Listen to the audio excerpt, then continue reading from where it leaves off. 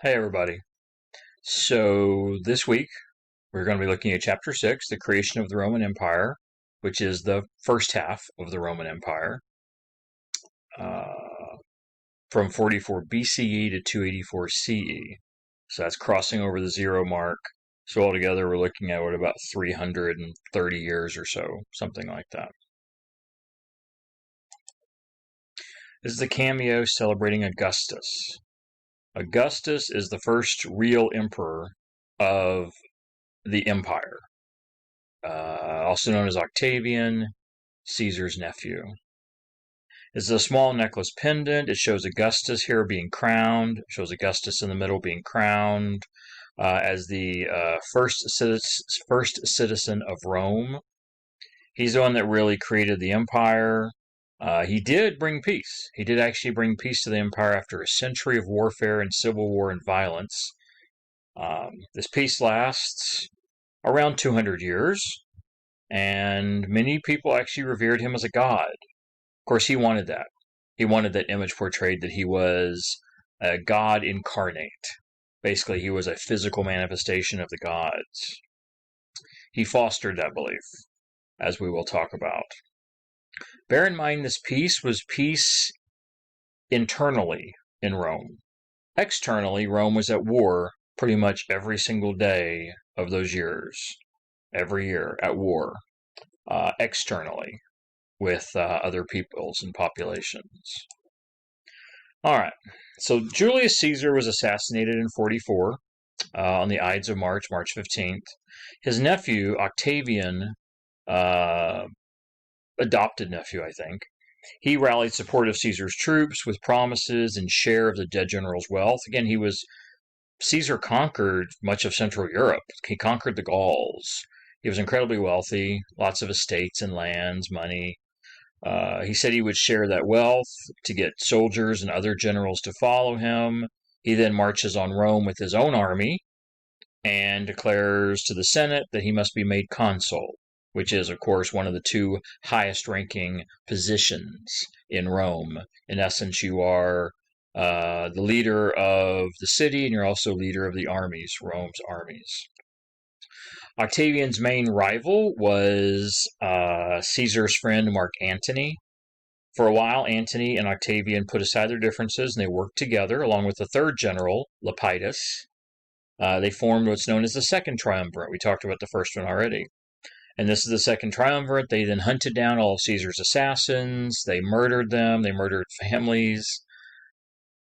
Bloody, very bloody. They even posted kill lists publicly of people who were enemies of the state, enemies of Caesar, that they could be attacked and killed. They lost their lands, etc. So while the Senate may have thought in some way they were going to save the Republic by killing Caesar, assassinating him on the floor of the Senate, it did not really work out well ultimately. Eventually, Antony and Octavian forced Lepidus into retirement, and then they turn on each other. At the naval battle of Actium in 31 BCE, Octavian defeated Antony and Cleopatra. He had gone down to Egypt and formed an alliance with the ancient kingdom, the ancient dynasty of the Egyptians, the very last pharaoh of the Egyptians, Cleopatra. They formed this alliance. They became lovers, I guess. He defeated Antony's army. They ran away to Egypt and committed suicide. Knowing, of course, if Octavian captured them, they would probably have died a gruesome death, probably been tortured. Who knows what would have happened. So I think they let themselves be bit by snakes, poisonous snakes. Knowing that Octavian was going to be worse if he got a hold of them. So he is the last man standing. He takes the title of Augustus. The Senate gives it to him, actually. Augustus means revered one. The Senate gives it to him. The Senate gives him all kinds of titles willingly. There's a reason for that, of course. He distributes a lot of land to army veterans. He establishes Roman colonies across the different provinces. And in 27 BCE, he claims the Republic has been restored. The reality is he's an autocrat. He has total power in his own hands. The Senate still exists. The Senate is still there, but anything the Senate does has to be approved by Augustus. So the Senate is really more a figurehead for show, to make the appearance as though the Republic still stands, that it is still in the hands of the citizenry, when in reality it was not.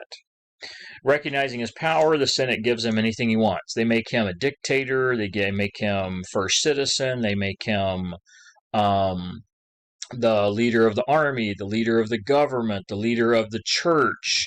They make him the leader of the courts. Altogether, he takes like 13 titles. He has everything. Princeps, that is the first citizen. He considers himself the first citizen of the state. He makes all kinds of changes to basically maintain this facade, continually making changes, adjusting the government. He wants to make it appear as though that the Senate is still in charge. However, within a few years, it is obvious the only person that has any power politically in Rome is Augustus himself, and those that are loyal to Augustus. This title of Princeps, of course, is the first man among equals, and he ushers in what we call the Principate.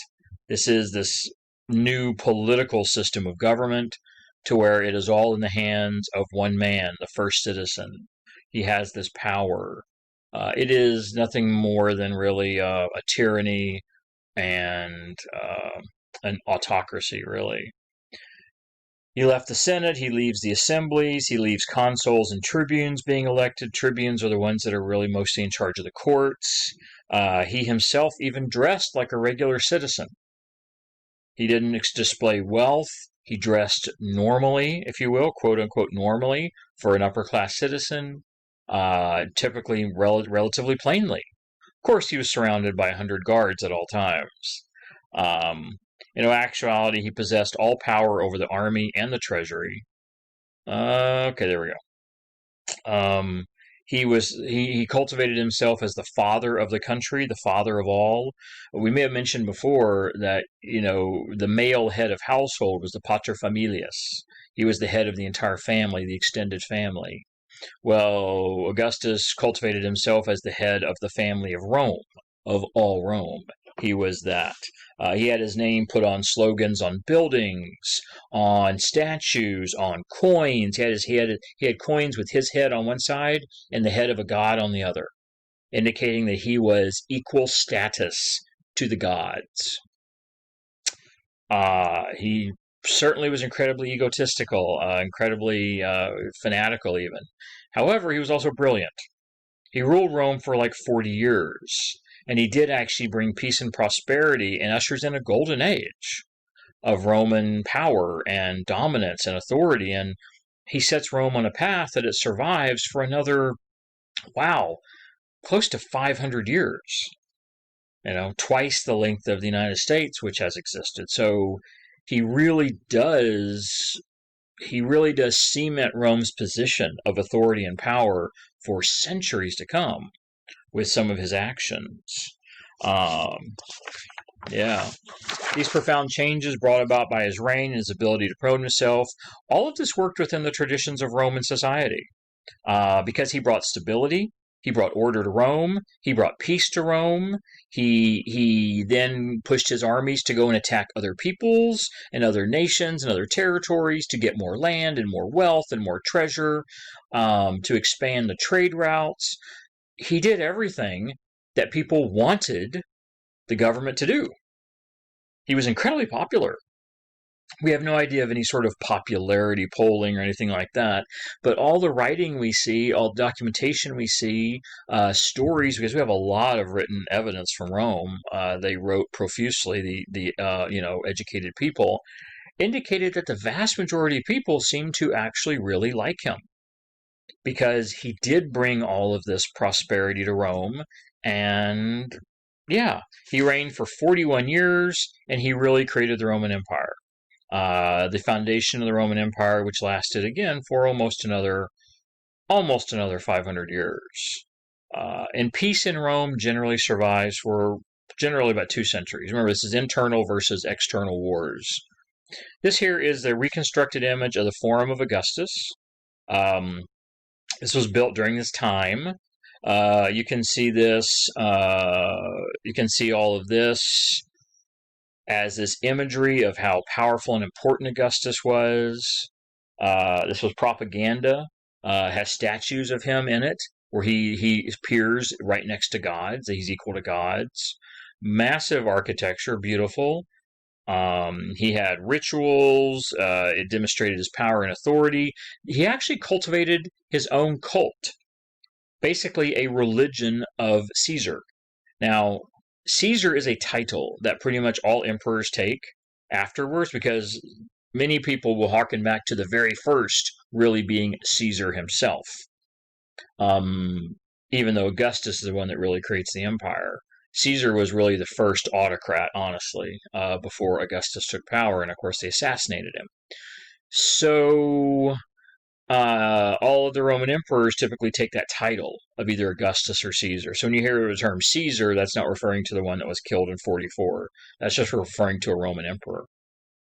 He consolidated his power all through the Roman military, his economic power. He was considered to be incredibly generous, giving away tons of money, all kinds of wealth. But this is wealth that he took from other kingdoms and other peoples when he conquered them. He took that wealth and then redistributed it to the population, which made people happy. Daily life in the Rome of Augustus. Life in Rome under Augustus's rule, which probably had a population of 1 million people, close to it. That's just the city. Mostly poor, as in all cities in this time period. Most of the people were poor, impoverished, living subsistence lifestyles, to where they just got enough to survive on a daily or weekly basis. It was marked by overcrowding, poor sanitation, dangerous conditions. Fires in Rome was common.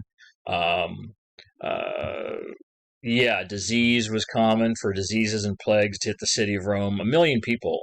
It was probably the highest concentration of population anywhere in the world, probably. Once something got in there, whether it was a fire or a disease or anything else, it would spread uncontrollably. Most urban residents lived in very cramped apartment houses. They were called islands. They were known as these apartment islands. Most were poorly built, often in danger of collapse. Public sanitation was a major problem. There was a very limited place for getting rid of waste in the poor areas. In the very pretty areas, like where all the marble was and all the important spots, to where politicians gathered and the rich and wealthy lived, they had actual sewer systems and running water systems. But in the rest of the city, the majority of the city where the poor people lived, they didn't have that kind of stuff. They only built those projects where the wealthy lived. And of course, the wealthy are the ones that built them. They built them for themselves, and they didn't build them for others. So sanitation was always a problem. Not to mention, a lot of people had lived rural lives before this, so when they came into the city, they would bring their animals with them. So it wasn't uncommon for people to live in an apartment and actually have their farm animals with them. Which, of course, farm animals, lots of waste, lots of contagion and waste-carrying products, vectors for disease. It's bad. There were public baths all around the city, and this was for people to bathe in. But even this spread disease, because the only way people could get clean was to bathe in these big public baths where there could be dozens or hundreds of people, which meant if somebody was sick or infected with something, they would simply transmit it into the water, and then everyone else that got in the water. So the public baths would serve as a center of disease spread. It's weird. The impetus was to help the population get cleaner and be more sanitary. But simultaneously, if there was an infection present, it would then spread unchecked through the population. Weird irony. Augustus does deal with some of these problems. He creates public fire departments. He creates public police forces, which hadn't really existed before.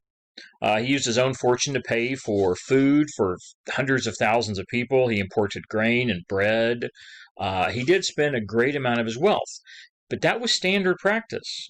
All through Roman history, the patricians, the upper-class elites, were always expected to give some of their wealth back to the people. It was an expectation. So he wasn't doing anything unusual there. We had slaves. Slaves could range from very, very poor, dangerous work in mines, for instance, all the way to being household servants. There's even stories of slaves owning slaves in the Roman Empire. Some people even chose the status of slave because it gave you protection. You were protected from debtors. You were protected from other things. You were guaranteed food and shelter and clothing and things like this. So some poor people would actually sell themselves into slavery purposefully. It also wasn't uncommon for families to sell their kids into slavery. If someone had more kids than they wanted to or couldn't feed, they would sell those kids into slavery or sell their daughters into prostitution. Not an uncommon practice in the ancient world anywhere, not just in Rome, but any place.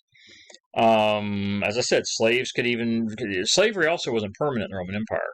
You could buy your way out of it. So if you could work and be successful as a slave, especially if you were an educated slave, which certainly there would be some, you could even purchase your freedom. That could happen as well. Rome granted citizenship to freed slaves, which is interesting. They granted citizenship to freed slaves. You could even, as a freed slave, hope to actually move up the social ladder. Yeah. Even to the point that we think by the end of the Roman Empire, a huge percentage of the Roman population, no one has an exact number, but a large percentage of the Roman population was actually probably descended from slaves. Maybe a third of the entire Roman population by the end of the Roman Empire, which is long after we're talking about here, a huge population in Rome was descended from slaves. Where did all those slaves come from?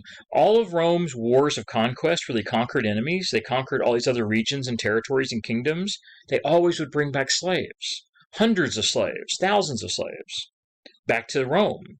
And then those slaves would be incorporated in society. Those slaves would have kids. Your kids often weren't slaves. So they would bring foreign slaves back from a conquered region. And in a couple of generations, those slaves had kids, had families, and they were free. And so you could see how it's very easy to where a large chunk of the Roman population was actually foreign blood and had actually been slaves at once. Not uncommon. Public entertainment was a big thing. They did chariot racing. They had theater productions. The most violent and the most popular, the ones most people are familiar with, the gladiator games, the gladiatorial games, which had men and sometimes women participated in the gladiator games, put on these big displays of hand-to-hand combat, incredibly popular during the Principate I should say that. The Principate was this political governmental system established under Augustus, but it lasts after Augustus. The Principate lasts for years after Augustus's death and is passed on to other emperors. So the Principate lasts for quite a time period. We'll actually discuss that in a moment. So under the Principate, this was not uncommon to see these fighting, this warfare, the building of the Colosseum. But all that only lasts about 150 years. So what many people, like the thing they know most about Rome is the gladiator games, was actually only a very small percentage of Roman history. Only lasted a while. Many emperors didn't like it. They thought it was bloody, it was messy, it was ugly. Not to mention, it was incredibly expensive. Maintaining the Colosseum and bringing in all the foreign animals and exotic animals and having all the people die and fight. Not to mention contests in the Colosseum would sometimes spill outside into the streets. There were riots in the streets as a result of competitions in the Colosseum, and they would spread out into the city. Especially as Christianity become more and more dominant in Rome, the Colosseum certainly fall out of favor. The Christians, I'm sure, didn't like them, since early on many Christians were sacrificed and sent to their death in the Colosseums. So as Christianity comes to actually dominate the Roman Empire, another reason why we might see the Colosseums fall out of favor. These productions also these entertainment often became a way for emperors to display their wealth, their power. But there's also, because the emperor always showed up at these things. The emperor was always there. It was expected. So this also gave people an opportunity to make speeches and to protest the emperor or protest the government, to voice their concerns to the emperor.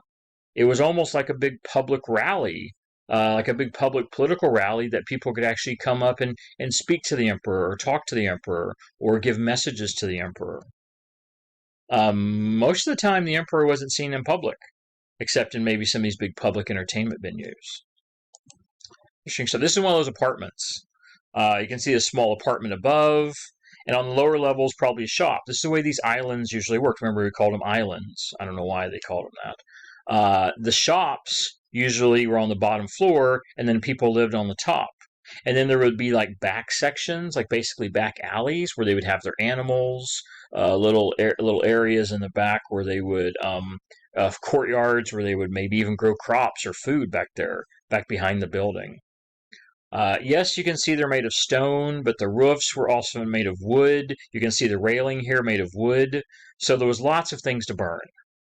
And if a fire really got going, yeah, it could kill lots and lots of people.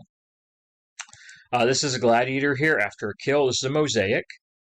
Mosaics are made of little bitty pieces of glass, which are hand put together, hand artwork, painstaking art. And this is a beautiful mosaic here where the gladiator sits. He's holding his sword, the gladius. That's where the term gladiator comes from. The sword, which is a gladius. He's resting. You can see the other warriors here dead or injured. He's got a shield right here. He apparently had a helmet and a trident, which is a three-pronged spear, a trident.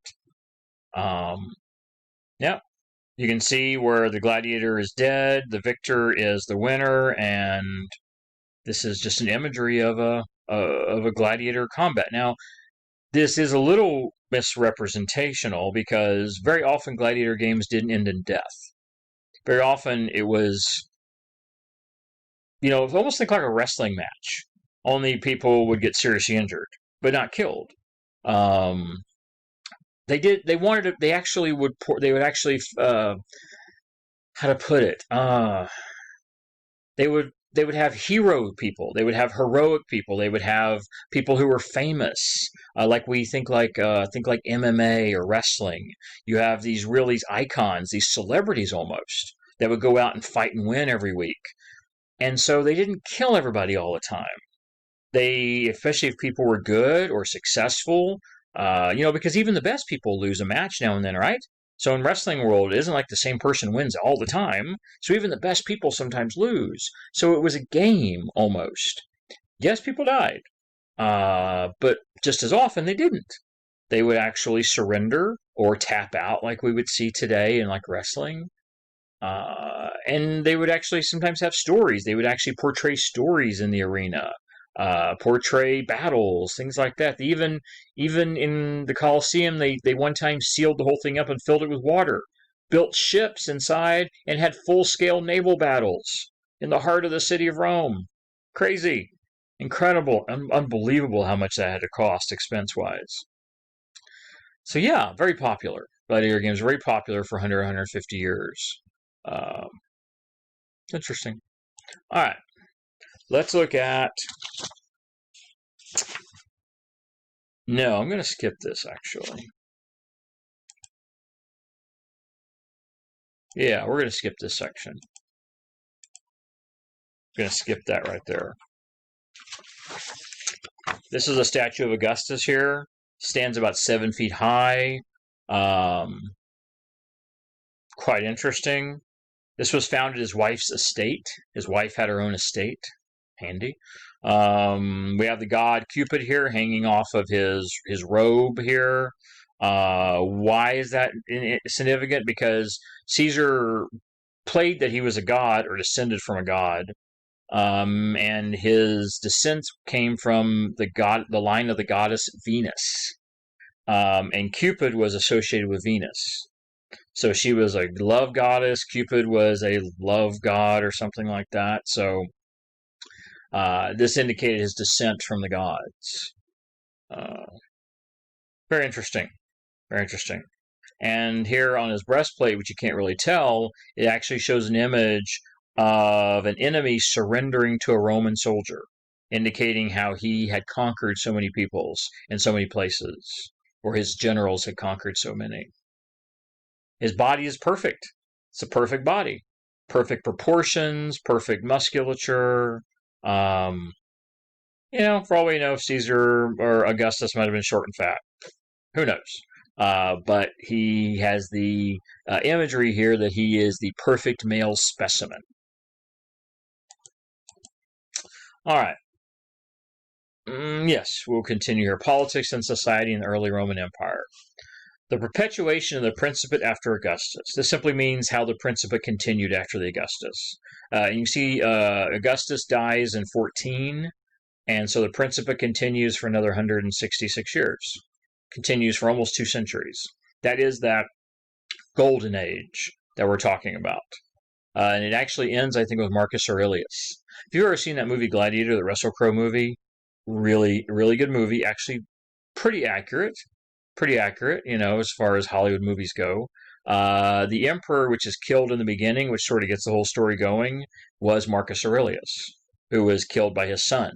And then, Russell Crowe's character was blah, blah, blah, goes on from there. But it's really, really, really good movie.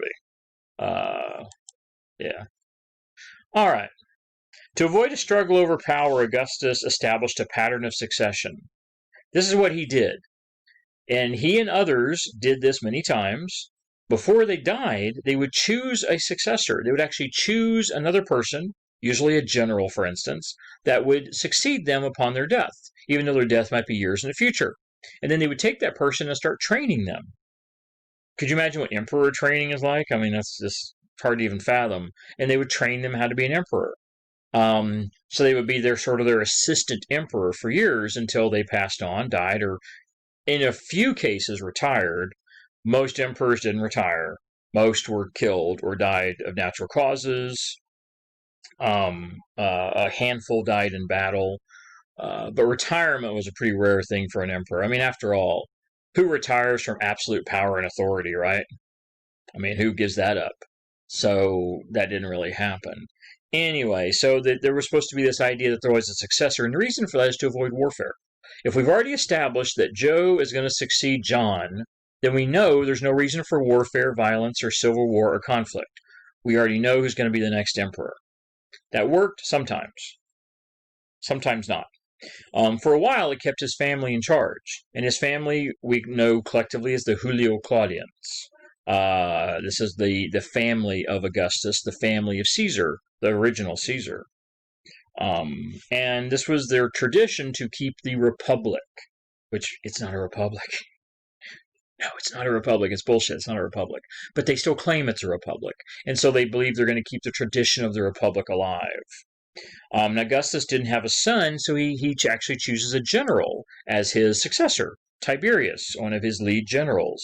Tiberius had the one thing which was required. You don't have to be a son. You don't even have to be. You don't have to even be even rich. You don't have to even be rich or wealthy necessarily. But you have to have one thing. You have to have the loyalty and the respect of the army, which meant generally you had to be a general. You had to be a general because if the army wasn't willing to follow you, you could not maintain your power as Augustus, as ruler, as Caesar. That was your power. Your power base wasn't the people. Your power wasn't the Senate. The Senate hated you.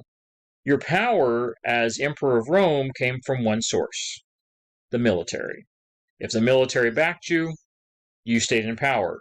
When the military lost confidence in you, they would kill you and put somebody else in charge. Tiberius had respect. Tiberius rules from 14 to 37, so at some 20-some years. He did also sort of maintain. We actually see an interesting period here under Tiberius, where for many years the Senate actually gets more power. We actually see for a while a brief glimmer of possibly a return to the republic, to where Tiberius actually takes a very indirect role in government. He steps back, as opposed to Augustus went full forward. And for a few years, it actually looks like the Senate might actually start to be retaking power for a while. The reason for this, we think, is because he was never at Rome. He spent almost his entire career away from Rome. That is the only reason that it gives the appearance as though the Senate has power again, because he simply is never there. He lives somewhere else. He lives on some estate somewhere else. He's off fighting wars. Yeah. Had he actually spent most of his time in Rome, he would have probably been an emperor just like Augustus had been. His successor is Gaius, commonly known as Caligula, one of the worst emperors, one of the most cruel, violent. He spent the entire Roman treasury. Okay, probably not all of it, but incredible vast sums of money on crazy, outrageous behavior. Oh God, some of the stuff he did was insane. He had massive orgies with hundreds of people. There's even a movie made about this in the 70s, which was at the time considered a porn movie. Sort of, yeah. I mean, it was pretty bad.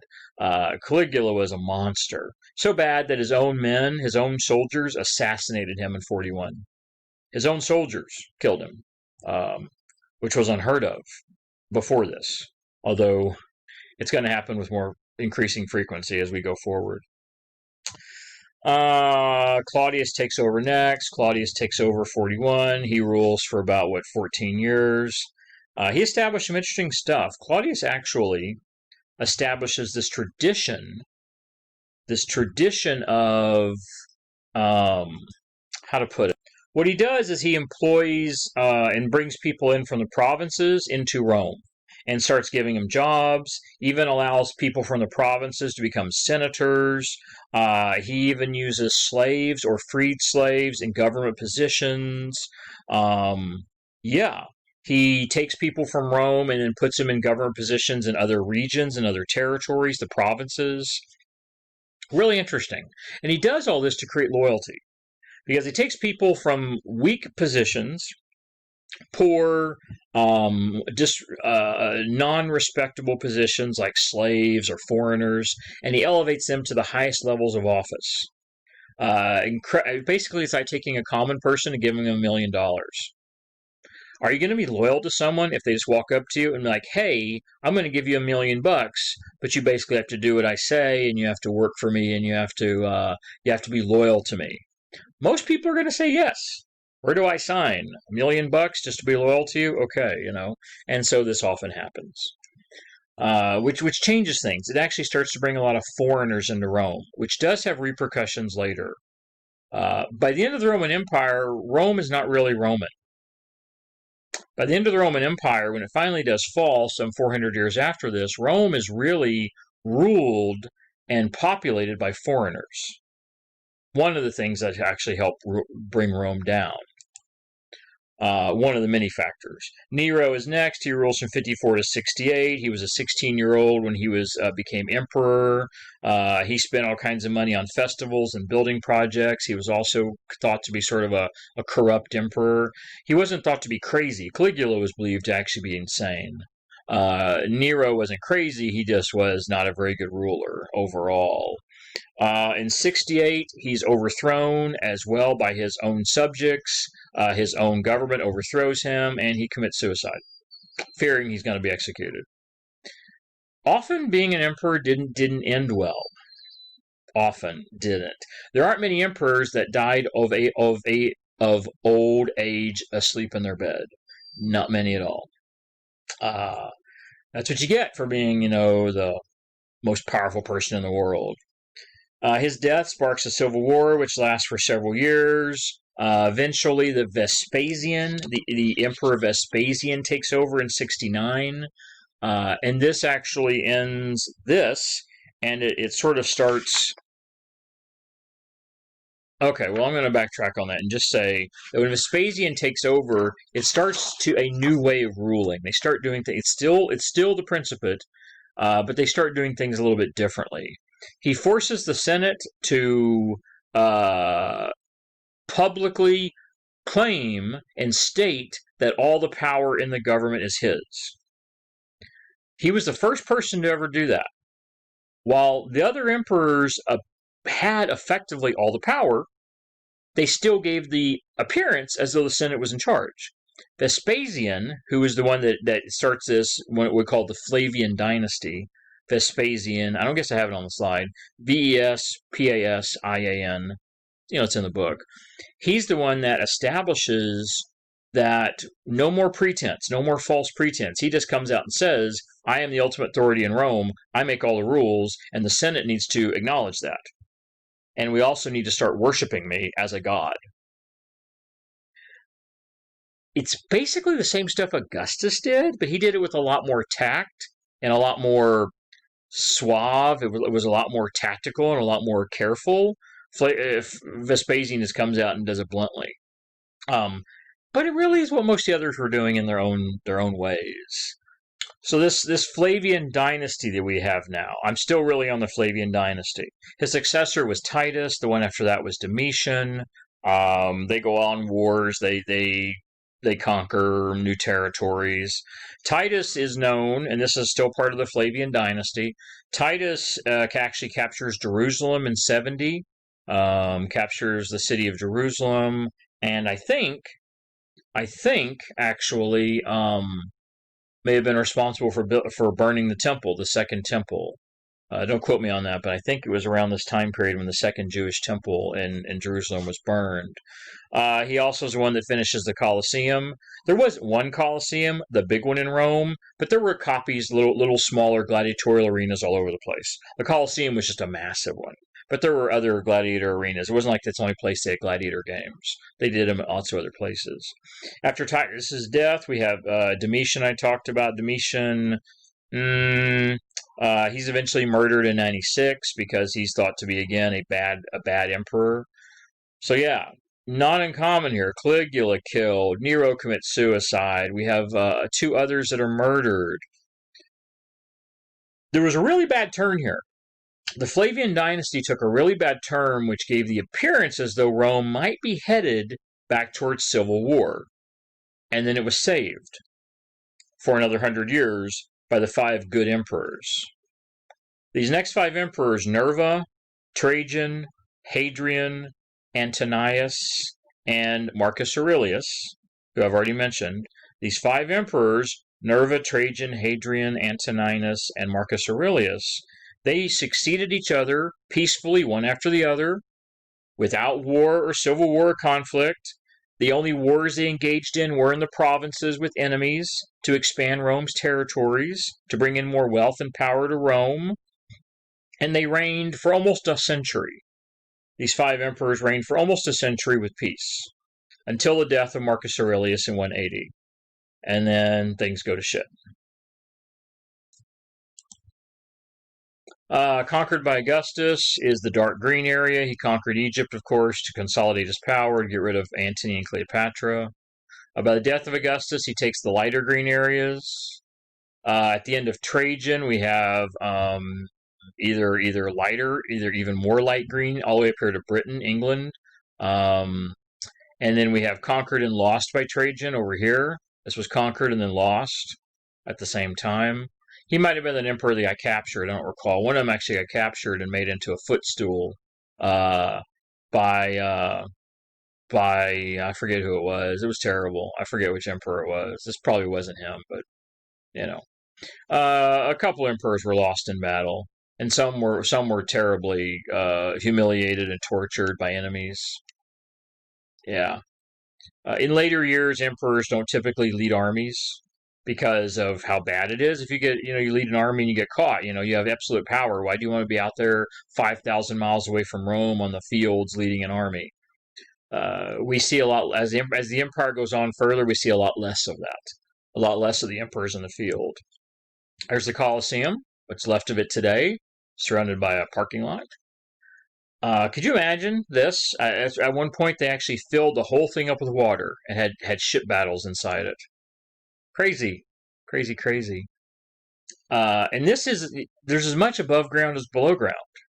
In case you're unaware of that, there's actually 3 levels below the Colosseum. 3 entire levels. Now, I don't know how much still exists today, but at the time, there was 3 levels. One was just for all the animals. They kept all the different animals. Another was where all the gladiator quarters, where all the warriors and gladiators stayed. And there was another level that had all the supplies, the equipment, all the props, because they would have all the different things out there in the Colosseum. And yeah, it's pretty big. Could seat thousands of people. It actually had these big canopies too. They had these large canopies that went out all over all the seats to block them from the sun. It was a pretty wondrous thing at the time, designed to entertain with blood. To entertain, it was a blood sports. It really was. Could hold 50,000 people. It had different levels, of course, based upon your rank. You could see these covered areas here. That would have been probably upper class people. It's like today it's the same thing, you go to a sports event. You got the box seats for people who got money, and then everyone else sits down in the bleachers.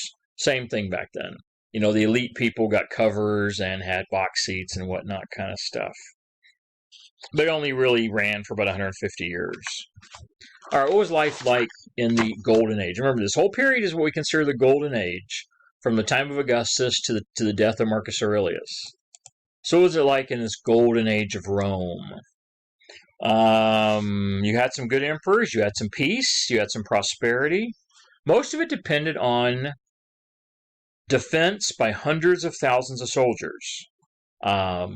It was necessary for tax collection, massive tax collection in the provinces, massive production of food in the provinces.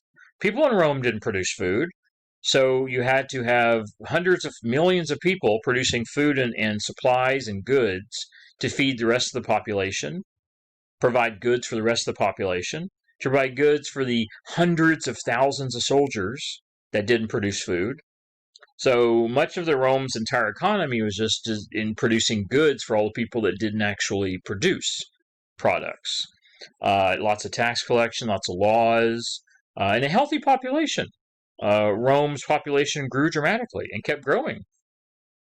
Even though there was diseases and plagues and stuff, generally speaking, the population kept expanding year after year. Rome technically was expanding. No, I get to say it differently. On paper, or whatever they wrote on, Rome was expanding. The soldiers were there to expand and conquer territories. But technically, reality was the vast majority of the Roman army was defensive, protecting the tens of thousands of miles of Roman borders. That's what it did. The border of Rome was greater than the circumference of the entire earth. Just the border was just as big, a little bit bigger than the entire circumference of the planet. They had to protect all this border from constant invasions, north, south, east, west, by ship, by horse, by foot. It didn't matter. So the military was primarily a force of defense by the late empire, where for the first 800 years, the Roman military was primarily offensive. It was a conquering military. The massive expenses of the government was paying for the government and defense. This was probably the largest expense of the entire empire.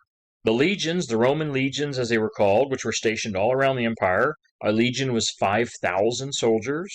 These legions were all over the place. They maintained the roads. They allowed long-distance trade. They defended the borders. Lots of local politicians, often what we call decurions. These were the local government officials in the provinces, which is most of Rome. Most of Rome is provinces. The vast majority of Rome is not Italy. It's not that little Italian boot. 85% of Rome is everywhere else. So that is the provinces. That's where most people are living. These decurions are the ones that ran the provinces. They were the local politicians, local senators. At its height, there were 40 provinces. So 40 provinces outside of Rome that were all part of the empire. The empire may have had as many as 100 million people by this time period, maybe.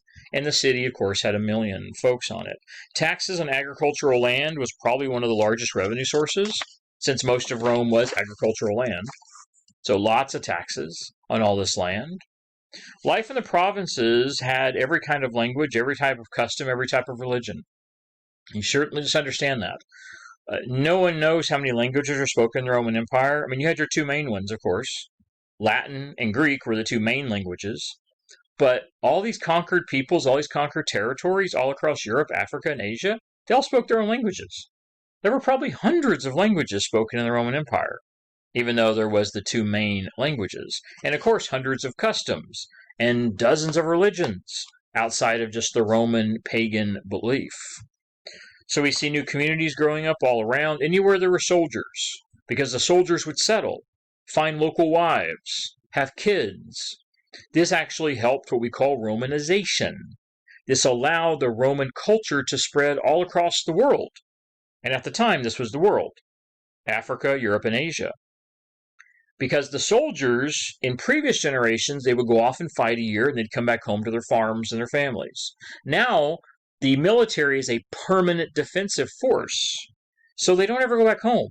These soldiers would go off at 20 years old, and they would go off on some province 3,000 miles from Rome. They would never see Rome again. They would never come back to Rome or the Italian peninsula. They would settle down there. They'd spend 5-10 years in the military. They would retire, have families, have kids, and these provinces. And so these provinces, though, came to look like Rome, because these people came from the heart of the empire with the Roman language, the Roman customs, the Roman religion, the Roman social status and structure, and they carried that with them to the provinces. And we find this Romanization all across the entire empire, ranging from the Middle East to northern Africa, all the way up to England. Everywhere you go, you can find Roman architecture, Roman language, Roman religious shrines. You can find evidence of Roman life in grave goods and in buildings, building materials and everything. It just looks like Rome all over the place. This spread of Roman law, and I haven't mentioned law, but law is a big part of this too, really has this impact all across the world. Now, Roman society remains hierarchical. It certainly remains structured. And there's only a handful of people who really have status. This is still part of Romanization. There's really only a handful of people at the top. The vast majority of people are poor and common. Even if they're Romanized, they're still regular folks. People are certainly concerned about marriage, reproduction. They wanted to have healthy population. They wanted to have large population. A big part of Roman society, actually, was... Ooh, this is interesting. Okay, so skip new trends in literature. You can skip that. Not worried about that. Not worried about that either. I guess I need to make some adjustments on my slides. But don't worry about it. Just to skip the new trends, to skip the whole Lucian part. And then we're actually getting into marriage and reproduction. Marriage was important. Reproduction was important. They were constantly concerned about infant mortality and having more children. Big part of Roman culture. As I said, by the end of the empire, most of Rome is not Roman. This was a big concern. As the years and decades and centuries wore on, and Rome became so cosmopolitan, because it actually did this to itself, because it conquered so many foreign peoples and brought them into the empire as slaves, and other folks, and merchants and educated elites, Rome became non-Roman. By the end of the empire, we think 80% of the population wasn't Roman, was not from Italy, had maybe little or no Roman blood in them. So the Roman Empire wasn't even the Roman Empire anymore by the end, really. It was an empire of foreigners. Well, there was a huge focus on reproduction of Roman citizens. It even came to the point where they started to pay people or force people or even make laws that said you had to have so many kids and reproduce. One of the few things you could legally get a divorce as a woman in the Roman Empire was if you were not getting pregnant, because you could blame your husband, which, infertility is a real thing that happens. So if you were not getting pregnant and having kids, that was a thing that both either the husband or the wife could actually claim for divorce. One of the few things that was acceptable, because you had to have kids. It became such a huge focus of the later empire, because so much of Rome wasn't actually Roman. It was other peoples. This is thought to be one of the reasons for the fall of Rome, which we'll talk more about in the next chapter. What do we have going on here? Division of Latin and Greek language, which is this dotted line. To the left of this is primarily the Latin language. To the right of this is the Greek language. But you can see all different languages. I mean, all the different local languages. Look at it. Nabatean, Arabic, Hebrew, Aramaic, Syriac, Celtic, Phrygian, Thracian, Latin, Greek, Libyan, Punic, Basque. I mean, it just goes on. And these are just the major ones. There were probably hundreds of languages and dialects spoken all across the Roman Empire of so many people of every color, every nationality, every ethnic. It was the most cosmopolitan place in the world. It also talks about the essential crops. These were the crops that were essential to the entire agricultural production. Date palms, was their sweets, that was their desserts. Olives were significant, and then wine, or grapes, being grown for wine. Huge part of the entire economy. And I think this is also interesting. Look at this image and see if you can tell what this is.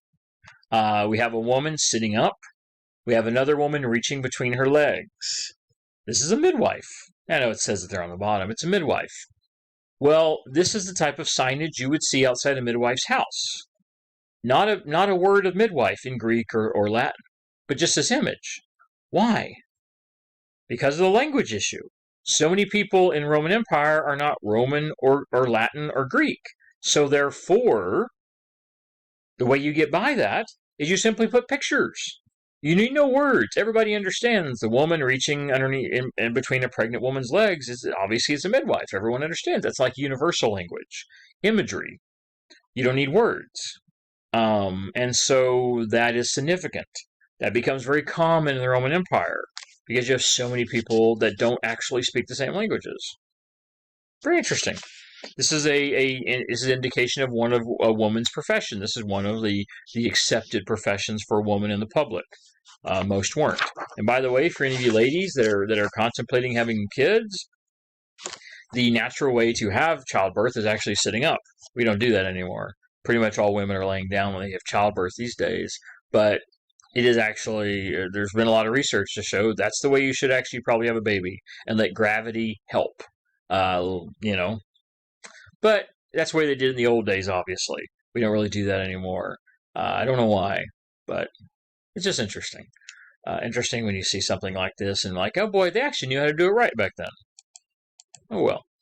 All right. We'll get to Jesus and his teaching. Now we discuss what is perhaps the most important development of the Roman Empire, Christianity. Discontented with foreign rule, many Jews of the time adopted apocalyptic ideas. Believing that a Messiah would come to earth and reward the righteous by punishing the wicked.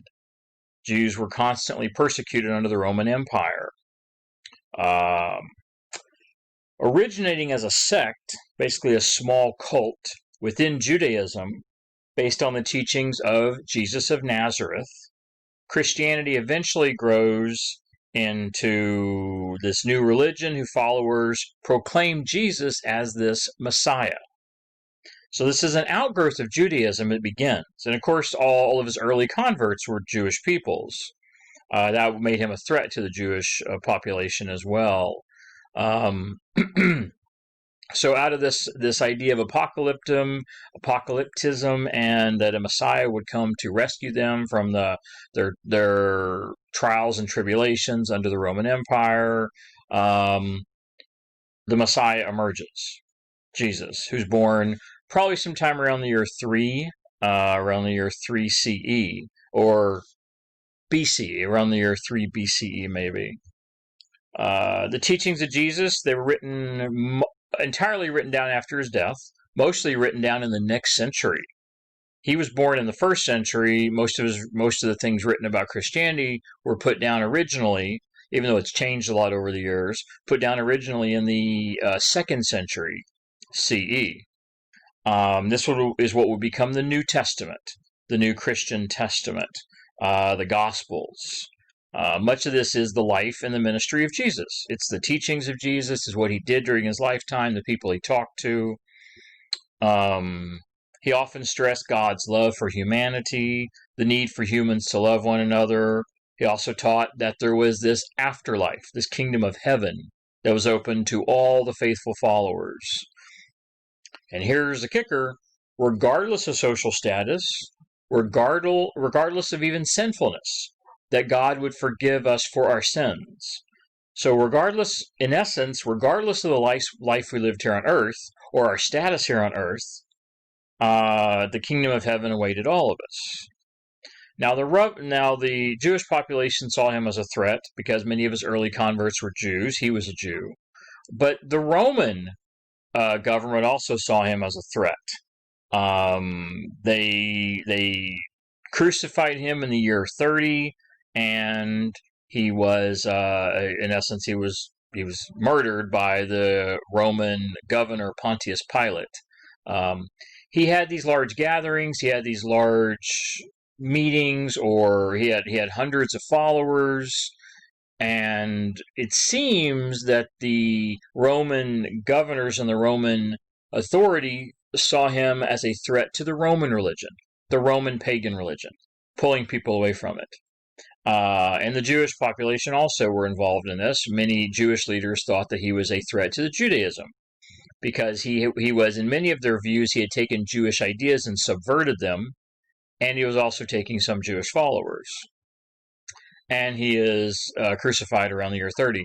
Now, crucifixion was normal. That was standard in Roman ways of torture / killing people. Crucifixion was a common way of doing it at this time period. People would languish for days on the cross before they would die. And most often people would die of suffocation. Simply their body would pull down, and their body weight would pull down so far that eventually it would crush their lungs because they couldn't hold their body up. And it's terrible. I mean, don't get me wrong, death is death, but it's a terrible way to die. Incredibly painful and miserable way to die. Paul of Tarsus, who was a persecutor of Christians, a persecutor of Jesus and Christians. He was Jewish, a Roman Jew. After Jesus' death, he becomes a convert. And he is maybe single-handedly the most responsible for the survival of Christianity. He spends the next 30 years of his life roaming around the Roman Empire, establishing Christian communities, writing all kinds of letters. He has this vision where he believes he is to be the Word of God now that Jesus has gone. He also writes and believes that Jewish people can dispense with Jewish rituals and different dietary laws, and they can be Christian. So he also was someone who, even though his focus seems to be on the Gentiles, and the Gentiles are non-Jewish, non-Christian, pretty much Roman pagans, Romans that worshipped all the different gods of Roman and basically the Roman Greek gods. He did also spend some time converting over Jewish peoples as well, believing this was the better faith. He traveled a lot. He preached the divinity of Jesus, salvation through faith, forgiveness, forgiveness for sins, and of course, an afterlife. He stressed ethical behavior, sexual morality, which was not a common theme in the Roman world. Sex was very open and accepted, with slaves, with women. Even in the Greek world, sex with kids still occurred. He rejected polytheism, which of course was the Roman pagan belief of many different gods, believing you must worship only the one God, the Christian God. Now, Jesus' disciples, his followers, spread all across the Roman and the Greek world. In towns and cities, they preached, and we see congregations popping up across the entirety of the Roman world within the next 100 years or so, next 1 to 200 years. The fact that Rome had so many roads, it was so well connected, it was so protected, and it reached into corners of Africa, Europe, and Asia, this actually really helped Christianity spread. The Roman Empire itself, which was anti-Christian, just the existence of it really allowed Christianity to survive and spread and grow. In 66 CE, there was a disastrous Jewish revolt in, I think it was Jerusalem. I don't have it in my notes, but I think so. The Emperor Titus crushed the revolt. I think this is the one where they took 6,000 Jews and crucified them outside the walls of Rome to make a point to anyone who revolted against the Roman Empire, this is the kind of punishment you would receive. This was also the destruction of the Second Temple, the Second Jewish Temple in Jerusalem, and sold most Jews into slavery. This was a really bad time period. Now, why is that significant for Christianity? Because the loss of the Jewish ritual center, the loss of Jerusalem to the Jews, it really deepened this divide between Judaism and Christianity. Because many people blamed this destruction on the Roman hatred of Christianity. This mass execution of Jews, this attack on the Jewish Jerusalem, the burning of the Jewish church, was often thought as this idea that Christianity, which was a threat to the Roman world, had come out of Judaism. Many common Roman people would have probably still lumped Christians and Jews in together. Because what were they not? They were not Roman pagans. So Judaism and Christianity together both were a threat to the Roman world. So both were attacked and persecuted. Ignore Lydia and Philippi there. I'm gonna skip over that. Destruction of the temple in 66. I covered that.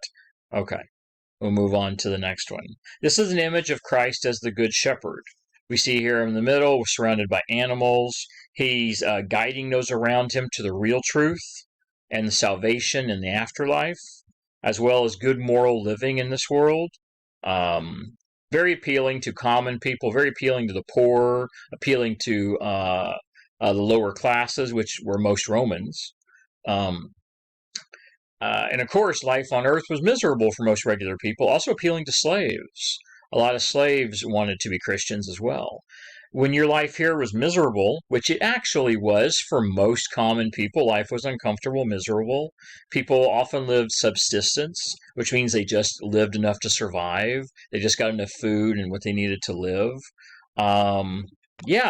Christianity offered them a promise of eternal salvation, eternal heaven, and a wonderful afterlife for all eternity. Who wouldn't want that? When you were living in the Roman Empire under oppression and an emperor and this. This was probably an underground crypt.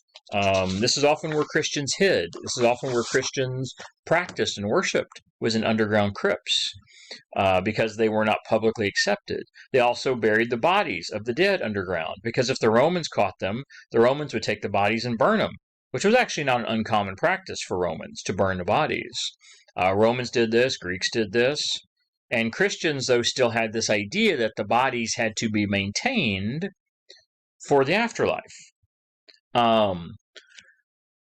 We think there's actually a lot of influences on Christianity of other religious beliefs. I've mentioned it a little bit. Well, one of the religious beliefs that was thought to be influential on Christianity was the mystery cult, the Egyptian mystery cult of Isis, which believed in an afterlife, which believed in preserving the body, believed in rebirth and reincarnation in another world, believed in an immortal soul.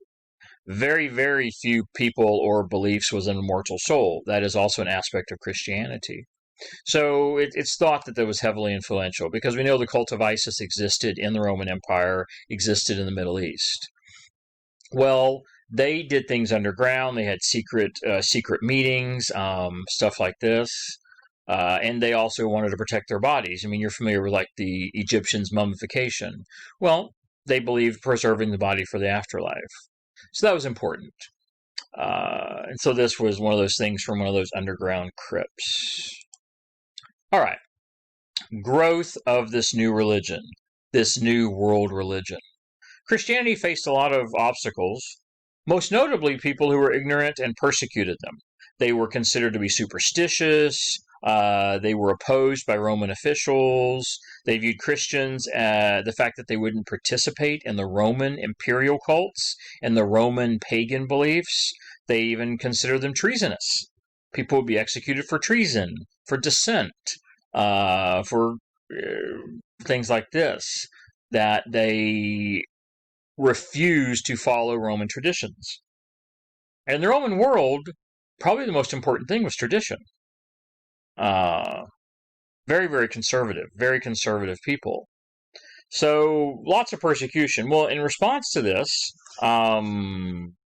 we do see martyrs. We see this being a very standard practice in Christian faith. This heroism of martyrs who died for their beliefs, who were willing to die, be mutilated, be murdered, burned, torn apart by lions, executed, etc., believing that they would inspire other people and that they were dying for God. And of course, it didn't matter, because when they died, they went to the heaven, they went to the next world. So life here on earth is fleeting. Heaven is eternal. Romans believed that even allowing this faith to exist would offend the gods. So Christians were often targeted. They were blamed for disasters. Fires sweeping Rome in the year 64. The Christians were blamed for it.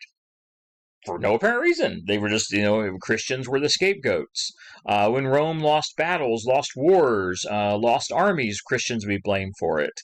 Anytime anything bad happened in the first 2 centuries CE, Christians were often the scapegoats, which often resulted in Christians being rounded up, murdered, executed, things like this. Those that martyred themselves were thought to be the seed of the church, the blood of the church. That this martyring proved to people how important this faith was.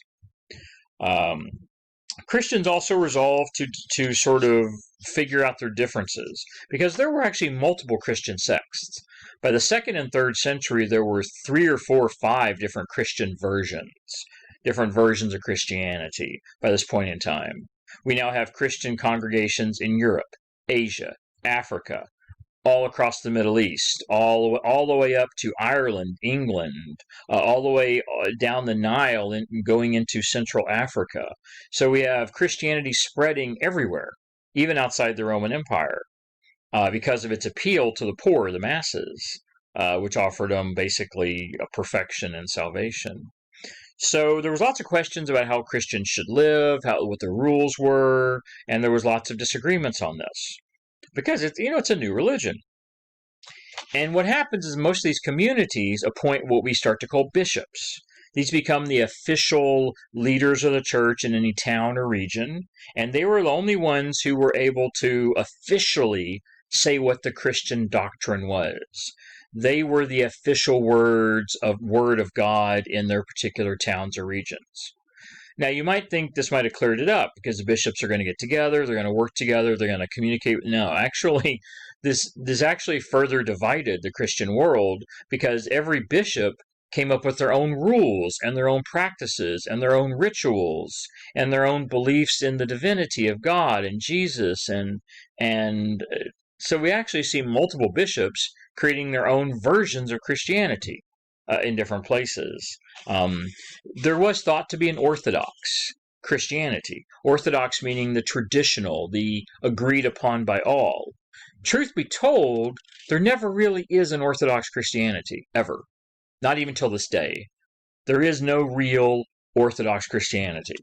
Now, Catholics would claim they are. Well, Protestants would claim they are. And of course, there's many different Protestants. Now, there's no Protestants in this time period. But the point is, all through history, there's never really been a clear and concise orthodoxy of Christianity. There's always been all kinds of different versions. There just have been, always has been. People who don't follow this orthodoxy wherever it is established, and it does eventually. The number one major orthodoxy in the time period eventually becomes the Catholic Church, which becomes the established norm of Christianity. But even that is an issue, because over the centuries, the Catholic Church even changes its position and changes its belief on several different things. And the Catholic Church splits a couple times, even before the Protestant Reformation. So yeah, it's a constantly evolving and changing process, and every new century brings new ideas. It just does. So anyone who was not following this Catholic doctrine, which again does become sort of the norm for many Christians, are considered heretics and are often attacked by the church. But still, this is maybe the most significant early institutional development of Christianity, is this creation of these bishops, an established hierarchy, which does eventually become the Catholic Church, which becomes the bedrock of Christianity for over 1,000 years. Bishops were also considered to be part of, let's see if I have it on here, apostolic succession. Each bishop was part of this. Think of it as a family tree with Jesus at the top and the spider web which comes down. And the idea that every apostle of Jesus then names different bishops in different regions, and those apostles name other bishops, and those bishops name bishops, and eventually it all disseminates down through the ages to the thousands or millions of followers. But it all can eventually slowly be traced through all the bishops and apostles all the way up to Jesus himself. This is, of course, in a perfect world. Reality is that apostolic succession is very sketchy in places about whether there's really true succession that exists. Maybe in Rome itself, maybe in the city of Rome, but outside of the actual city of Rome, apostolic succession is very sketchy. Nonetheless, this becomes tradition that as every new bishop is named, they become part of the church, and they are then supposedly named by a predecessor, who is named by a predecessor, who is named by a predecessor, that eventually would trace all the way back to the original apostles of Jesus. In a perfect world, yes, maybe it doesn't actually happen that way, but that becomes a tradition of the church. They receive these powers as well. These powers, I'm not exactly sure what powers, but they receive this anointing of the church, that they are then given this blessing of God and blessing of Jesus, to where they can preach the words of God. And this line of succession is considered unbroken, at least in Rome, going all the way back to the very first, which was, oh wow, totally just blanked on me. I don't have it in my notes. It'll come to me maybe in a minute. The very first Bishop of Rome, which it wasn't Paul. No, it wasn't Paul. But it'll come to me in a minute. Okay, let's see what else we have going on here. Women in the church. We do see a few women in the church, but they typically had no leadership. They were shut out of leadership. Women were expected to be celibate. Well, priests were too, although they weren't always. Women typically rejected the roles of wife and mother. And in the church, they could actually have some independence, some authority. We could have monasteries or nunneries actually have women in charge. They would be known as an abbess as opposed to an abbot. And so we actually have women having positions of authority. Not the highest authority. They couldn't be bishops, for instance, but they could have some pretty good authority. Even in the early church, we see women becoming church leaders, effectively bishops, even though they didn't hold those titles. Over the years, that goes away. Over the years, female leadership declines directly, to the point that within a few hundred years, all leadership, all positions of authority in the church are held by men. But it didn't start out that way. We actually see a lot of early church leadership positions held by women.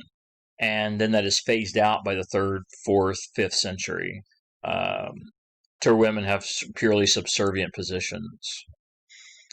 Christian majority in these dark purple areas, Northern Africa, Asia Minor, all over here by the Black Sea. We see strong Christian minority in these purple areas here in the Greek world, Egypt, of course the Middle East. We have a Christian minority in some places in Central Europe. These are probably not necessarily Catholic Christians. You might have Arians in here.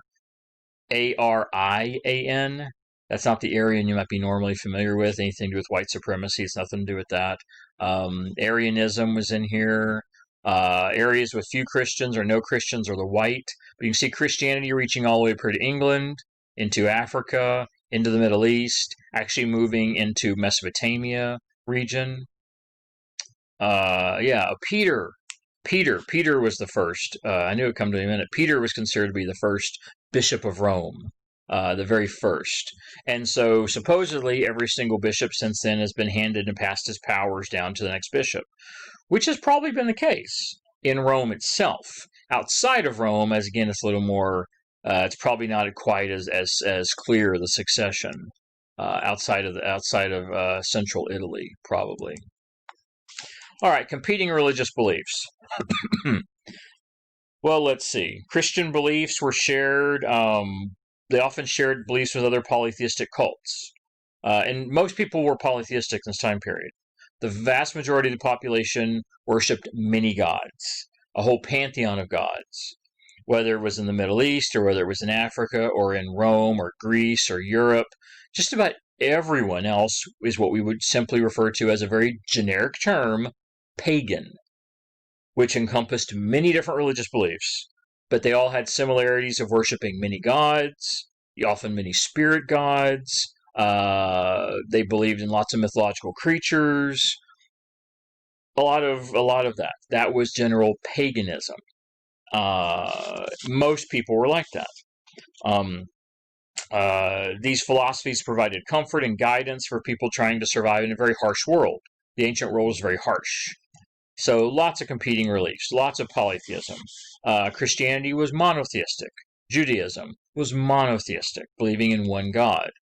Although, I'll cover that. The popular cult of the Egyptian goddess Isis, I mentioned before, definitely influential on Christianity. We know Isis was worshipped in the Roman Empire before Jesus. We know Isis believed in the afterlife, believed in preserving bodies, believed in this reincarnation or rebirth. Isis also believed in morality, leading a good moral life, taking care of other people. Really a lot of things in the cult of Isis that are directly reflected in Christianity. Both of these cults were mystery cults. They hid underground. They were secretive. Lots of similarities. So it's very likely Christianity was heavily influenced by this Egyptian cult of Isis. I'm not going to go into I've talked enough about Isis, really. Not going to go further into that. Influence of philosophy upon Christianity. Plotinus. He had a philosophy, what we call Neoplatonism. There it is, Neoplatonism. Well, let's back up to Stoicism there for a second. Stoic philosophy really governed life in Rome. This philosophy we've mentioned before. Stoics believed in self-discipline, and they believed in duty and honor and respect. All things which become influential upon Christianity. Duty, honor, respect, self-reliance, self-discipline. All things that are very important with a religious belief. Now, Neoplatonism. Plotinus had this philosophy of Neoplatonism, which it developed out of Plato's philosophies. Again, Neo being the new Plato philosophy, Neoplatonism. It promoted rejecting physical life. It focused on spiritual purity, and it also focused on union with God. Not necessarily Christian God, but it focused on union with God, union with a supernatural spirit, purity. We also see this first evidence of the Trinity really coming out of Neoplatonism. This idea of there being the one, the God, mind and soul, and having this union of the one God, mind, soul, all together, wrapped up into one supernatural being. We see that heavily influential, obviously, on Christianity. The idea of the Trinity is one of the main tenets of Christianity. The idea of God, Jesus, the Holy Ghost, the Holy Spirit, this Trinity, a core belief in Neoplatonism.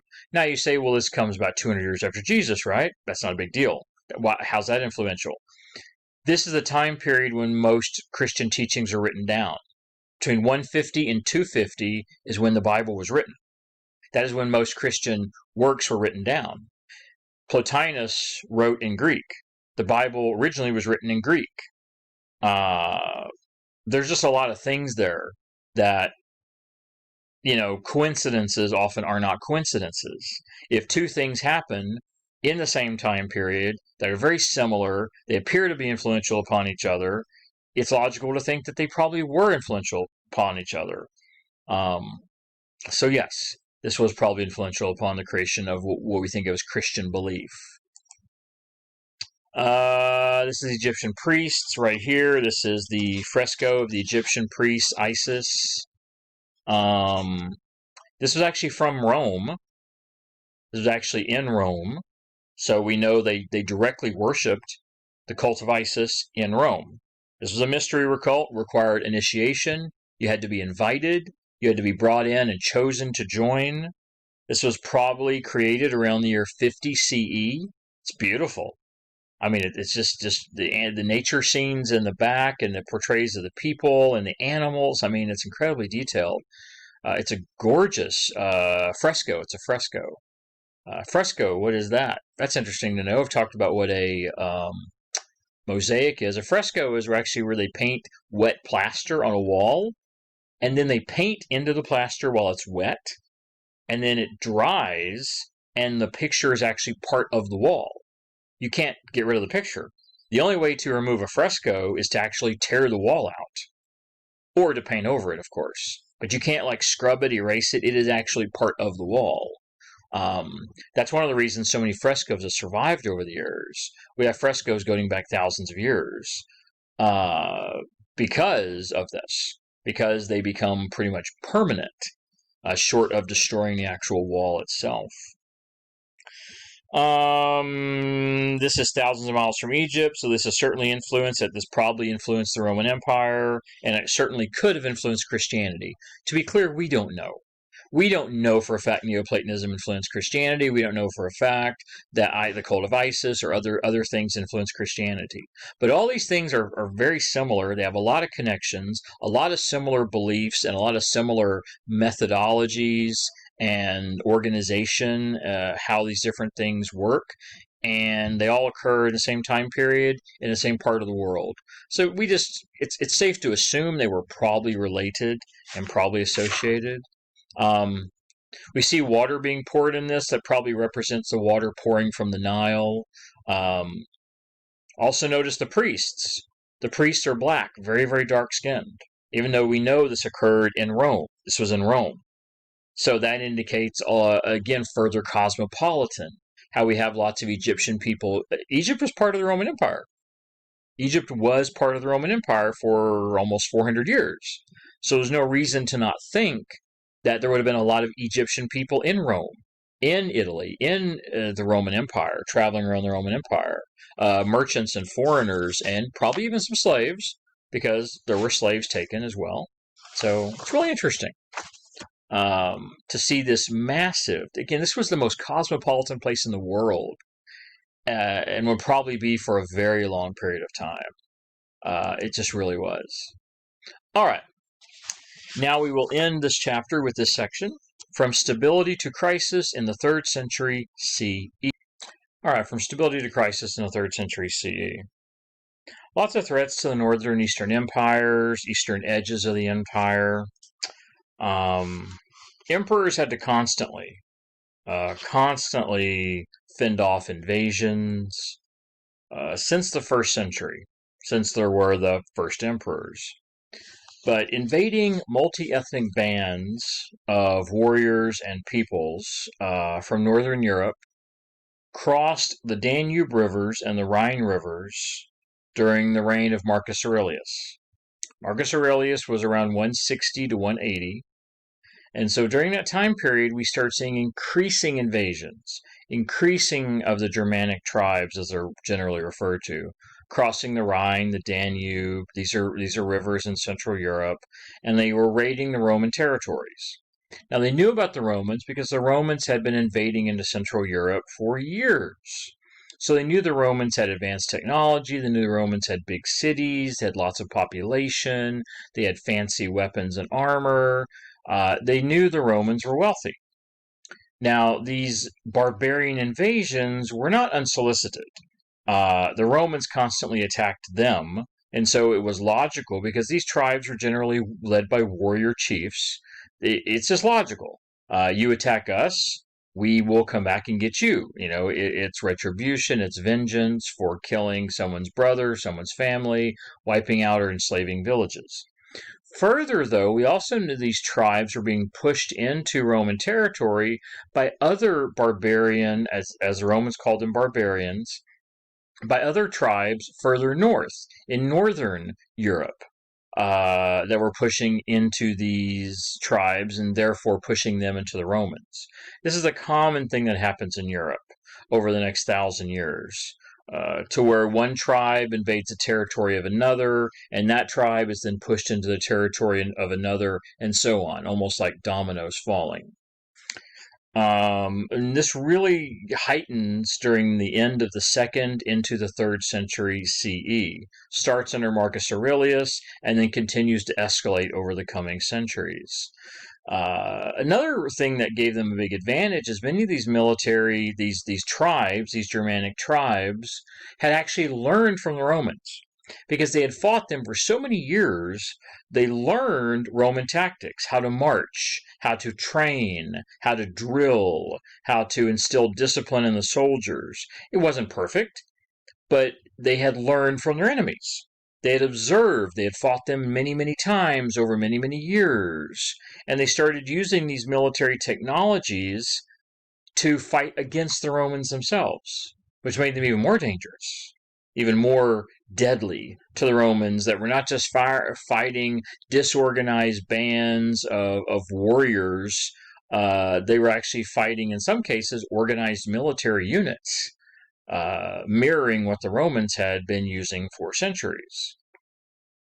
In addition to this, you have an increasing threat from the east, an increasing threat from what we call the Persians, although they're really not Persians anymore. It is the Persian area. It is the Sassanid Empire. This is in what was Persia. We see increasing threats from the Sassanids from the east. So we have pressure across the entire northern border, which is Europe. We have pressure across the entire eastern border, which is the Sassanid Empire. They had their own emperors. And we see increasing need for the Romans to move troops eastward, which hadn't really been the case before. Most fighting for the last century of the Romans had occurred in Europe. So the fact that now they had to really start sending large numbers of units, entire legions of 5,000 soldiers, to defend the eastern border in the Middle East, with success and also some failures.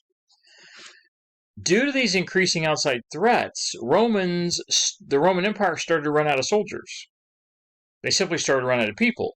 We now had dozens of legions trying to protect a border tens of thousands of miles long. What were they going to do? Well, the solution is actually, the problem leads to a solution in some places. One solution is to actually take these warriors, for instance, Germanic tribes in Central Europe, to actually hire them as mercenaries. To take your enemy and put them on the payroll and say, you can come into Roman lands in these border regions in the province, you can settle in the province, given that you will then turn around and defend us from the other tribes that might attack. You came here in search of treasure and wealth and trying to take from the Roman Empire. We're going to give it to you freely. We will freely give you the lands, give you the treasure. We will pay you salaries. You settle in these frontier lands and then protect them from other Germanic tribes, hiring them as mercenaries in essence. They call these auxiliaries. They call these auxiliary soldiers. It's weird. You're hiring one group of enemies to basically be a buffer against other groups of enemies. This is a solution presented because of a problem, and then further, this solution becomes another problem later on, as we'll talk about primarily in the coming chapters, in the coming chapter, the next chapter. How the problem presents a solution, and that solution presents another problem, which helps bring down the Roman Empire.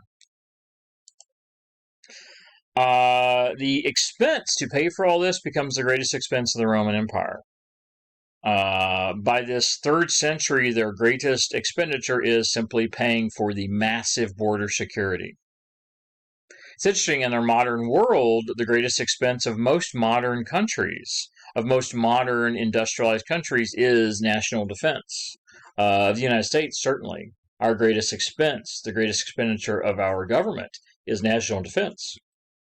Has been for decades, a very long time, to protect our borders and to enforce our will across the world. Well, the Romans are doing the same thing. Incredible amount of money. That you got taxes, you have salaries, you have food, supplies, clothing. Incredible. How many soldiers does Rome have? By the 3rd century, Rome has a staggering 500,000 soldiers. 500,000 troops to guard a population that was perhaps 80 to 100 million. Massive expenditure. All the food, supplies, and salary of 500,000 soldiers. And those soldiers were often given land. That was part of their payment. And so that land often wasn't used to provide for the rest of the Roman Empire because those soldiers kept it as their own personal private lands.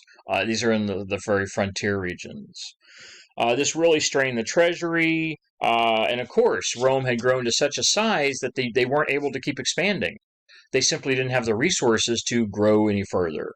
They had reached almost the extent. Well, one of the things that really fuels an empire, maybe the biggest thing that fuels an empire, is continual conquest.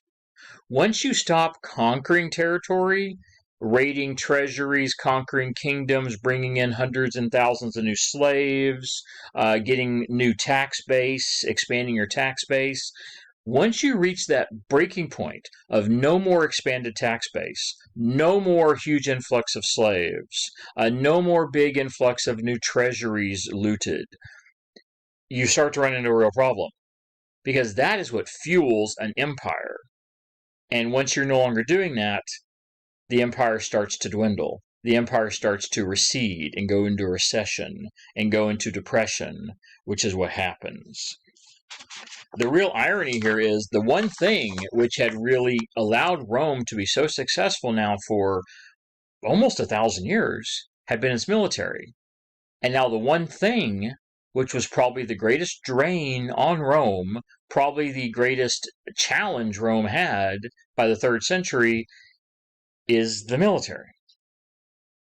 Its greatest strength was becoming its greatest weakness. Over time, we see inflation grow. The emperors actually do this. What the emperors often do is, we'll put it this way. Go back to when the economy was really good. Go back to before Marcus Aurelius, still the golden age, good economy, and lots of really good luxury products. When that happens, the cost of goods usually drive up. When the economy is really good, people can charge more money for goods. Things are more expensive. There's more money available. There's more luxury goods. So the economy actually ramps up. Think like in our modern society, the stock market increases, for instance. Well, with that happening, then you enter into a depression, a recession. We're running out of money. We're running out of tax base. All the money's going to pay soldier salaries, to pay for all the frontier settlements. People start running out of money, and yet the prices are really high.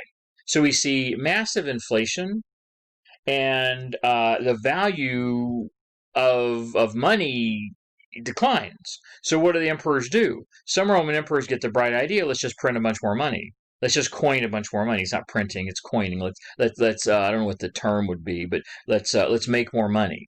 So they make more coinage. They actually take, in this period of time, through most parts of history before modern times, when you had a coin worth a certain amount of money, it was actually worth that money. In other words, if it was a silver coin worth, I don't know what the coinage was in Roman Empire, but say you had a coin worth $1, for instance, using our modern terminology, that coin actually had $1 worth of metal in it. Say it was a silver coin, it had $1 worth of silver in it. That is how coins used to be made. Whatever the value was actually the value of the coin. In other words, if you took the coins and melted them down, it was actually worth that amount of money. Well, what they start to do is they devalue the coin by taking the silver out of the coin and putting in cheaper materials, cheaper minerals, making a silver dollar coin really only worth a quarter. Yet they tried to still use it and sell it as a dollar. So you're trying to sell something for a dollar, it's actually only worth a quarter. So they devalue the currency. This is an attempt to keep the money flowing, to have people keep having money, and yet people over time become to realize the coins actually don't have value. So you're trying to sell me something worth 100, but what you have is only worth 25. So why would I give you something worth 100 when what you're giving me is only 25? What this results in is by the 250s, a total collapse of the Roman economy, a massive depression to where the entire economy collapses under itself. It's terrible. Rome didn't collapse then, but it is the beginning. 250s to 280s, we start to see the empire start to recede. We see them start losing territories in Central Europe. We see them start using territories in the Middle East. They simply can't pay the troops. The troops defect. We even see in a few instances to where those soldiers that were brought in and hired as mercenaries to protect the frontier, they stop getting payments from the Roman treasury because, or the payments they're getting are devalued and they're not really worth it. They get a check for 100 that's really only worth 25. They start to rebel. We see generals rise up, and we start to see the empire begin to fracture. In truth, what might be the most amazing thing is that it still took another 200 years, that the empire still managed to limp along for another 2 centuries before collapsing completely under its weight. Uncontrolled spending, natural disasters, political crises, all this is happening in this second and third century. Septimus Severus, he reigned from 193 to 211. This is after the Golden Age. He fatally drains the treasury. His sons are murderous. They kill off other people. They kill off generals. They both, because after he dies, they want to take over the empire. They do massive uncontrolled spending. They go and continue to build more projects when there's no money left.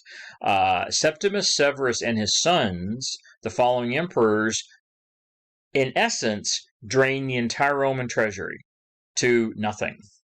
The Roman Empire is officially in the red. Maybe for the very first time ever, to where there is literally no money to do anything. It's really bad. Out of control spending. Of course, because the inflation and the how they devalued the coinage, soldier wages weren't really worth anything, and Severus spent all kinds of money to try and improve the conditions of the soldiers when money didn't really exist. This further increases inflation, continues to devalue the currency. His son, Caracalla, this is one of those murderous, traitorous sons. He ruled 211, 217. He murdered his brother. He increased his soldiers' pay even further. Emperors still realize it's always been the rule since the time of Augustus. As I said earlier, the only way you stay in power in Rome is to be in the good graces of the military. As soon as the military is no longer willing to follow you, your reign as emperor is over. Usually with a knife in the back. So Caracalla spends what money is left on the military, paying extra wages, giving extra land. He increases their pay. He continues doing these building projects. And he puts increasing pressure on the provinces to generate money. He expects the provinces, it's like, how's that saying go? You can't get blood out of a stone or something. He's pushing the provinces to generate more and more revenue, where there is none. The provinces don't have it. They're expecting the Roman government to pay. They don't have it. He tries to expand the tax base. He does something really unheard of. He basically grants citizenship to every free person in almost the entire empire, giving citizenship to almost everybody. Now, the idea here is by increasing the citizenship base, you're going to increase tax revenue. More citizens, more tax revenue. That's the idea. This doesn't work. It doesn't work. It just doesn't generate enough money. or generate hardly any money at all. It's a failure. His death opens Rome up to about a half century of warfare, violence, natural disasters, which also happen around the same time period. We get volcanoes, earthquakes. We have a tsunami flood in the Mediterranean due to an earthquake in the Mediterranean. All of these things sort of come within a few decades of each other. Then a civil war happens as well. This really threatens to bring down the empire, bring it all down. Near anarchy ensues. We see armies marching and crisscrossing the land, client armies following different generals. We see different provincial governors rising up and declaring independence. We see this happen in Central Europe. We see this happen in Syria. We see this happen in Greece, Macedonia. We see it happen in Northern Africa. Everyone senses that the Roman Empire is really weakened and falling apart, and so we see people rising up and trying to establish independent kingdoms in different parts of the empire. We also have multiple generals marching their armies to Rome. Rome is marched on half a dozen times, and all of them claiming to be the emperor. So what is left are the people who are trying to pick up the pieces. They're trying to claim dominion over what is the great empire. This takes a tremendous toll on the population, and for the first time in half a millennia, we start to see the Roman population decline dramatically. People start to lose confidence, there's constant warfare, farms are destroyed, it gets worse. Now, foreign enemies benefit from this dramatically. Foreigners see Rome collapsing in upon itself, fragmenting, going into debt, and we see invasions from Persia. We see invasions from the Middle East. We see invasions from Europe. For instance, Shapur I, who was of the Sassanid Empire, he actually captures the Emperor Valerian. This is the one I mentioned a while ago, the emperor that was captured and made into a footstool for another enemy emperor. This was Valerian. He was actually captured and made into a human footstool for Shapur for 20 years. Forced to, I guess, stand there on all fours like a dog and prop up the emperor's feet. And who knows what other kinds of degradations he had to suffer, until eventually Shapur had him skinned alive and made into a rug. Yeah. So there you go. That was one of the emperors of the Roman Empire. This Rome continued to come under attacks from raids and robbers and pirates and brigands. Now, to many people who were pagan, who were Roman Christian or Roman believers in the polytheism and paganism, many of them blame Christianity for this. Many of them believe Christians were responsible for all of this chaos because by the mid-3rd century, Christianity had really expanded. Christianity was established. You had Christian churches in Rome, you had Christian churches all across the Roman Empire. So the rise of Christianity coincided with the decline of Rome. So some people simply assumed they were associated, that one was causing the other. They blame Christians for it. We see Christian persecution, Christian torture, Christian martyrdom, Christian churches burned. We see attacks on Christianity actually rise in this time period, getting worse, persecution of Christians. Bear in mind, this persecution of Christians did nothing to stop the bleeding. It did nothing to save the empire. It did nothing to stop the decline of Roman dominance and power. It did not restore this government in any way or save the Roman Empire.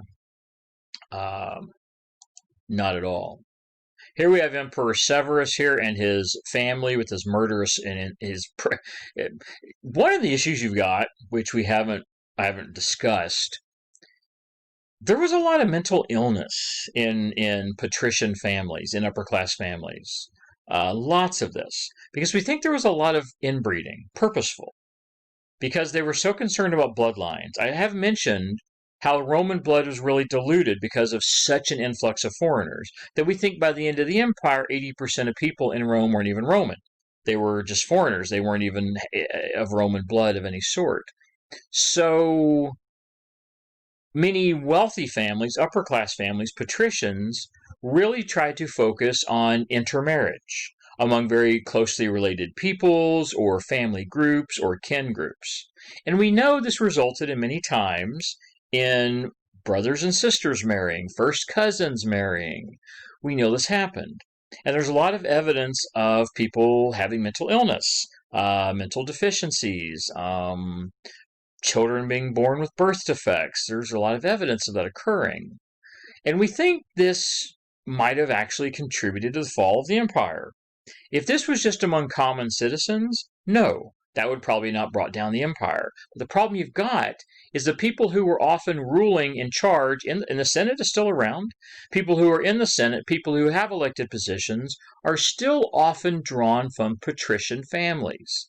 Plebeian families can now have those positions as well, but patricians still rule and govern, in Rome at least, as the majority.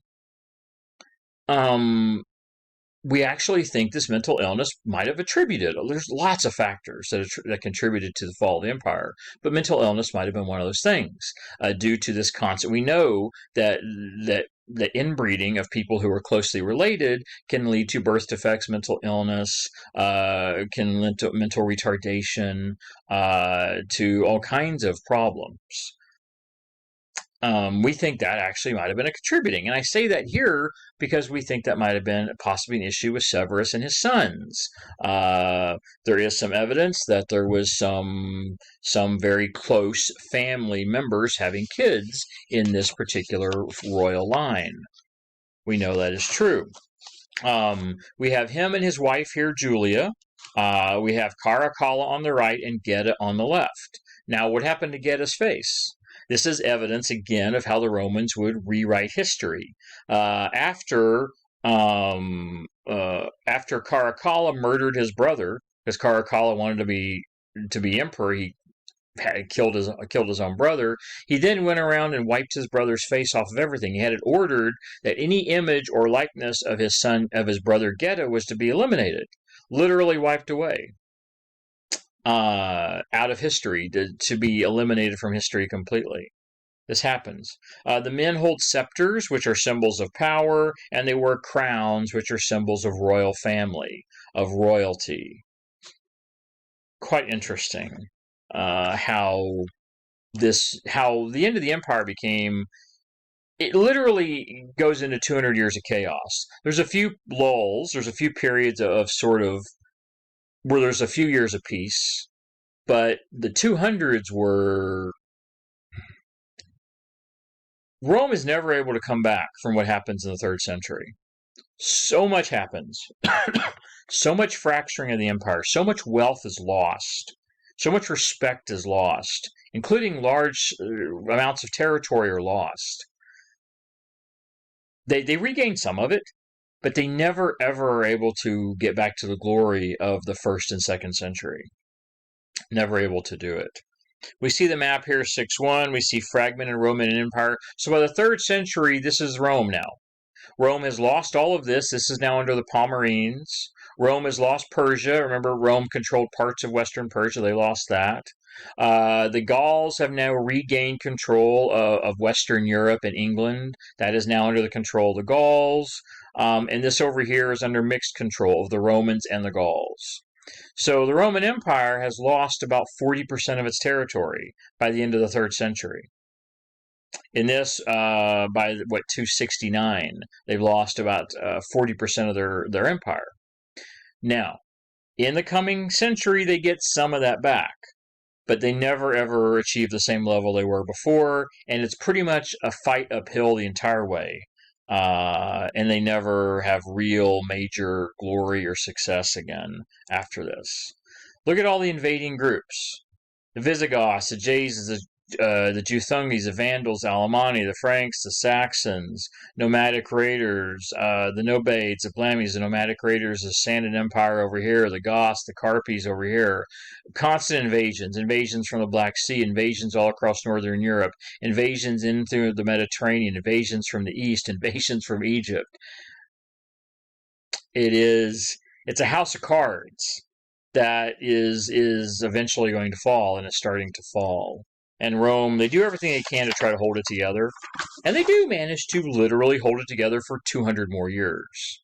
But it's a losing battle after this time period. Well, that wraps it up. That wraps up our chapter. I appreciate the time. Appreciate you going through it with me. And we will see you next week. Thanks.